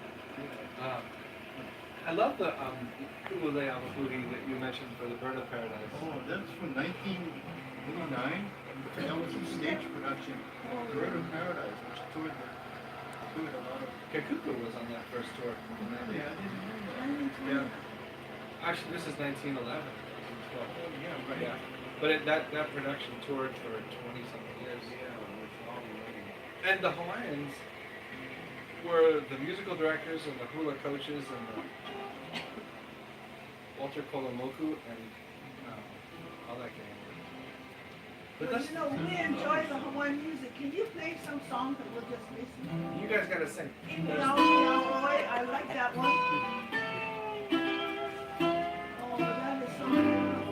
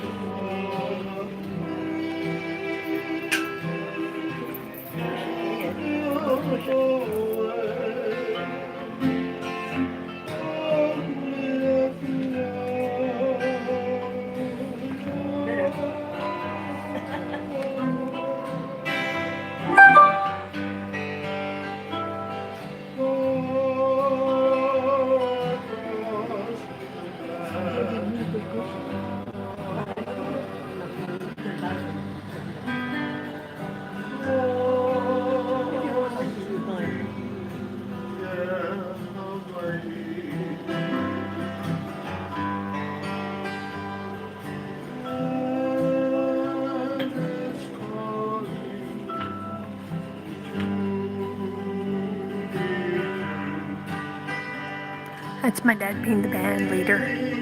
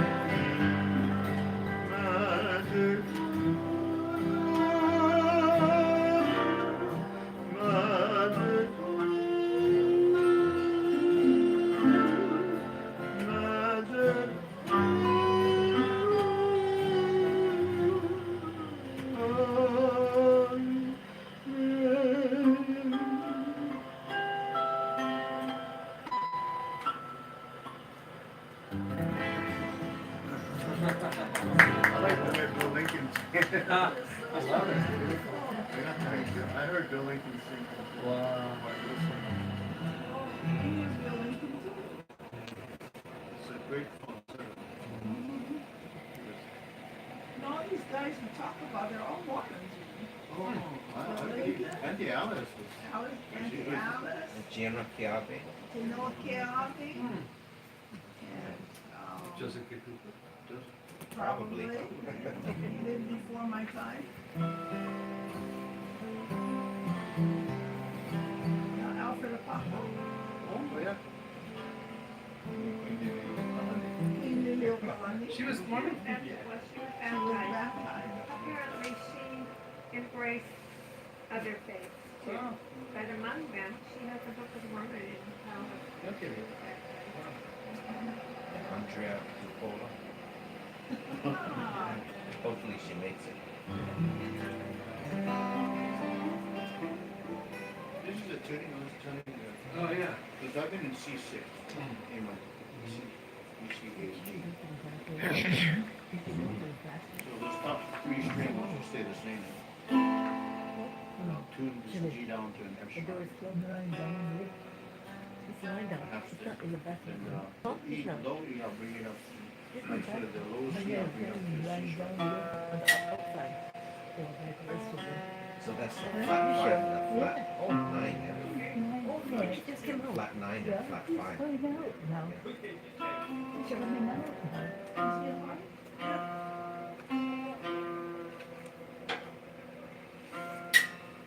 You want water or So the anything? strings too thick. Water? do you want water? Oh, I'm okay. I was getting to you. Too low. You can only play in C then. No, we can play in almost any key. Just move it around on the board, right? So this is a 9/4. Oh, It's like you hold a D7. Half step down. And then a C. Remember, Jimmy, There was a song Jimmy.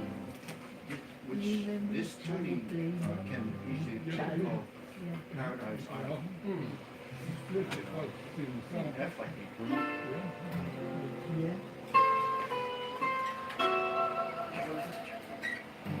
So it's in K F. I think the first chord would be a D7.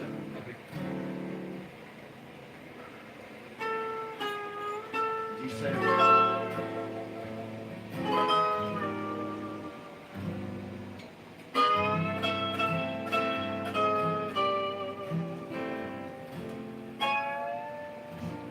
That would be a D7. You just hold it.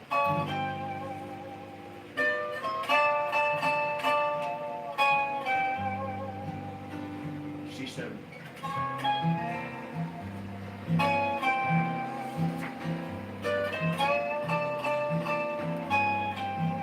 F. B flat. Repeat the whole thing.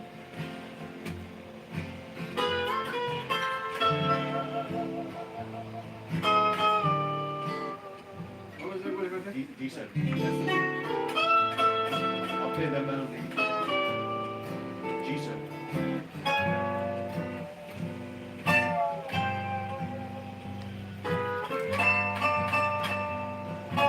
You know this song yet?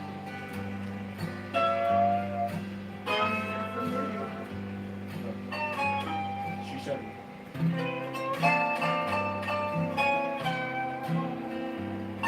F. B flat. B flat minor.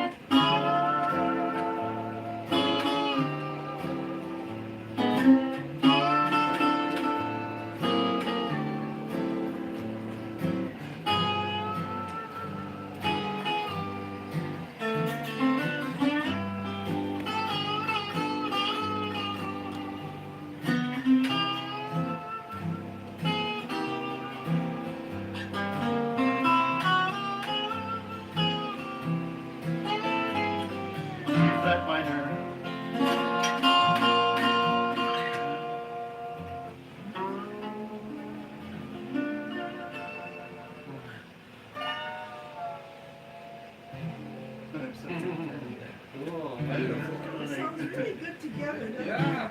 We should Turn get that side. together more. I know, we gotta work up some stuff. Who wrote that? Probably 30s.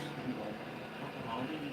Yeah, I like the Tom Holland songs. I saw the sheet music from this. I never got a copy of it. Maybe somebody will post it on YouTube. But it's, you know, Walter Moore loves to sing that. In Walter, we know Walter. Walter Moore-Key. That's Oh, I he's am. related to Walter Freddie Moore-Key. Tavares. Moore-Key. Sonny Kamehameha. They all, Walter, Freddie's sister. Right? Remember they used to come to grandma's? Moore-Key. Yeah. He was Walter a Moore-Key always used to come with Freddie Tavares.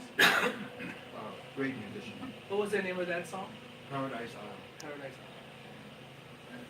When the story from Jerry Bird in his biography is that when he first heard this gliss on the steel guitar, he was captured. It's called it's a slide. I know, that's what I think of as Lissandro. steel guitar. Lissandro. That's what captured him to the instrument. The story I heard was the steel guitar started as somebody dropped something on the guitar and he did that Yeah, I think that's right too. Oh yeah. Oh man, she's awesome. B.B. King said the same thing. The first sound he tried to copy on the electric guitar was the Hawaiian steel guitar.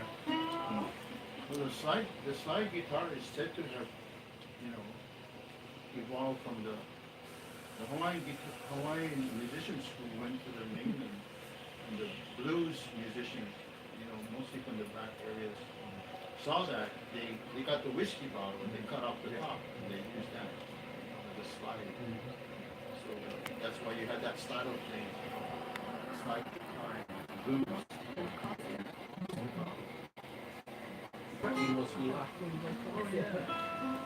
And can you play him Where in? were you earlier?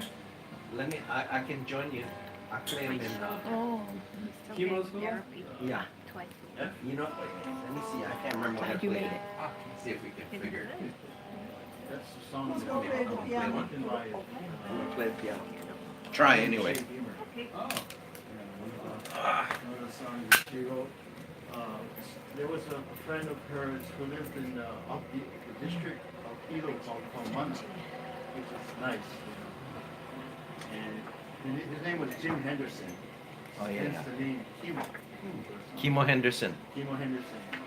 Hula. And, she wrote the song to honor him, and the lyrics are just beautiful. So you're gonna sing it for us? Yeah, we'll sing it. I don't know. Let me. Can you play it in this this key?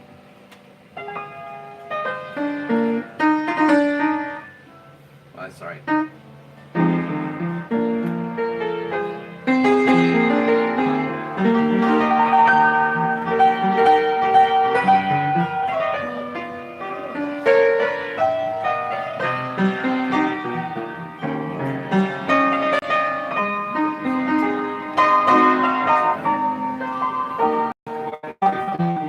Let's tune up. F minor. Can we tune up to your piano? What key? G? What?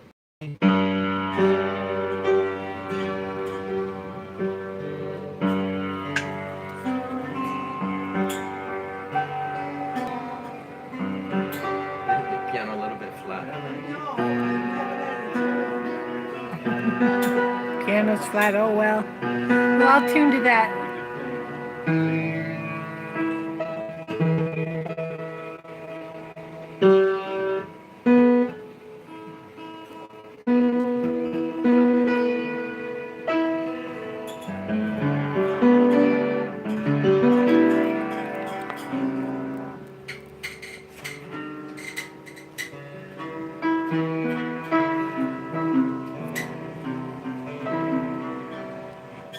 Is that your C chord?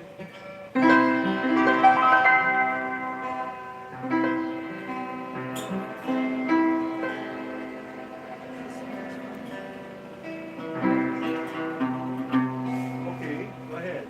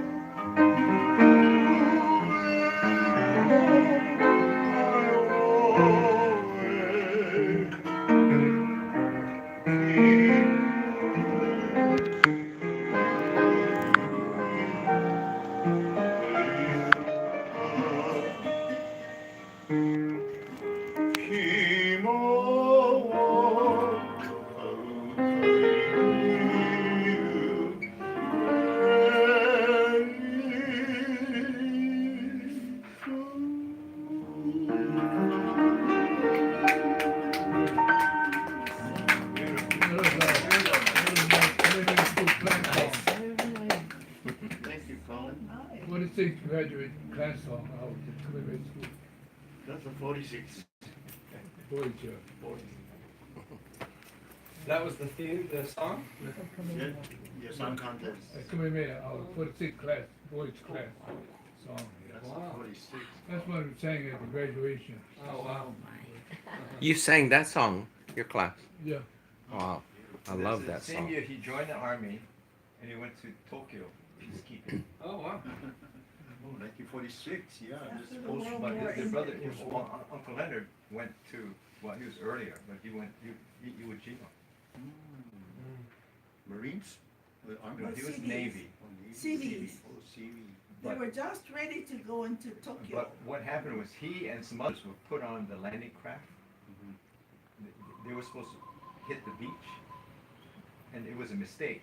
And he told me that it was a good thing that they were delayed because the Marines have a hard time on the beach. It took longer than they thought. Because of that delay, finally someone came by and said, "No, not these guys, get them out." Oh, they were scared. And he wouldn't have made it, you know. He looked like the enemy too, right? Yeah. So, but that was a that was a tough time. Oh, Iwo Jima is Oh, no, they were famous. famous. No, I think it was famous because so many people were killed. Yeah, no, he was. He was at Iwo Jima and they got on the ship, they were ready to, Ronnie. they were One waiting year for the were word you to coming attack in? Tokyo. But I graduated in Truman 64. didn't want 64. more guys killed. What year was So you? he threw the bomb into the ship, 69. which kept them from attacking. Right when I came off my mission, Otherwise he would have been gone. right when I came off my mission, he graduated. And That's then them. they went up there too, 60. By Same with Yeah. you. the This Shah. is so nice. Thank you so much. Thank you so much. And That's all really the love, and all the food and the